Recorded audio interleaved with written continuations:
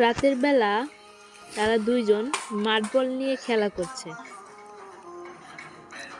ভাইয়ার সাথে তার খেলা করতে অনেক ভালো লাগে।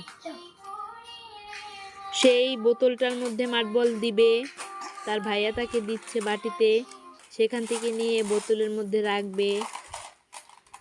খুব চঞ্চল প্রকৃতির মানুষ এরা দুইজন, খুব দুষ্টু। সারাদিন দুষ্টুমি করবে, খেলা করবে, কান্নাকাটি করবে, ঘুমাবে, খাবে, এই হচ্ছে তার কাজ।